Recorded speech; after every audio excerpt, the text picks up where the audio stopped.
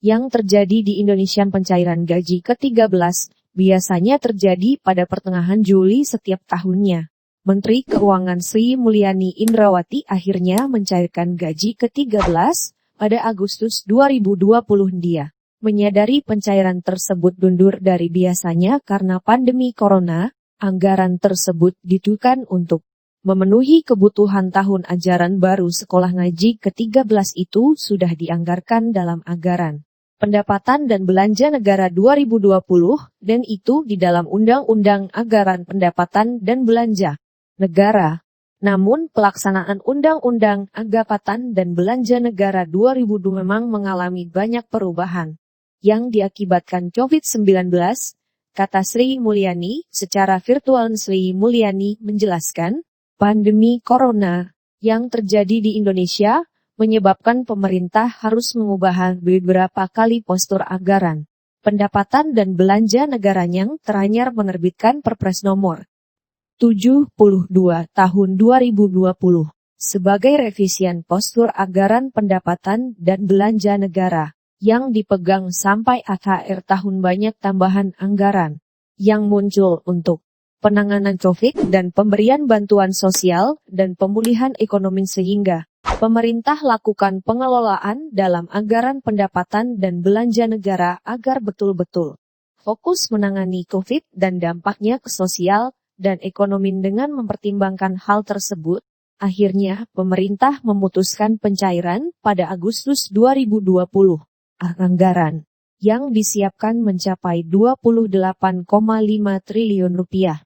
Memperhatikan kebijakan pemberian tunjangan Hari Raya RR tahun 2020 yang terdiri aparatur sipil negara pusat sebesar 14,6 triliun rupiah dan aparatur sipil negara daerah 13,89 triliun rupiah. Pencairan gaji ke negatif 13 dan pensiunan 13 diberikan dengan di mana tidak diberikan kepada pejabat negara eselon 1 dan 2.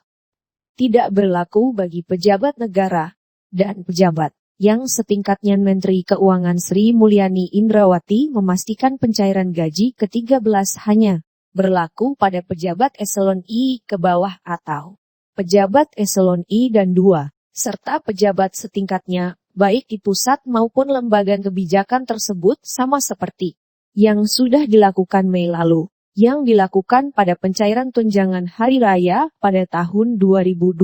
Untuk kebijakan gaji dan pensiun ke-13 ini, kami melaksanakan dengan perhatikan kebijakan yakni tidak diberikan pada pejabat negara, pejabat eselon 1 dan 2, dan pejabat setingkat. Namun, gaji dan pensiun ke-13 diberikan ke seluruh aparatur sipil negara, TNI, Polri yang berada tidak masuk dalam kategori tadi. Sri Mulyani bilang, anggaran gaji dan pensiunan ke-13 yang akan dicairkan sebesar 28,5 rupiah.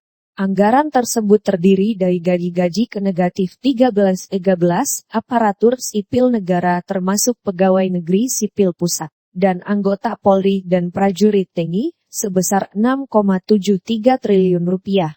Pensiunan sebesar 7,86 triliun rupiah, dan aparatur sipil negara daerah sebesar 13,89 triliun rupiah. Mantan Direktur Pelaksana Bank Dunia ini mengungkapkan pencairan gaji dan pensiunan ke-13 akan dilakukan pada Agustus. Kata Sri Mulyani akan berkoordinasi dengan Kementerian PAN untuk mempercepat revisi aturan-aturan yang sudah ada sebelumnya. Adapun aturan yang akan direvisi ada 2, yaitu PP nomor 35 tahun 2019 dan PP nomor 38 tahun 2019.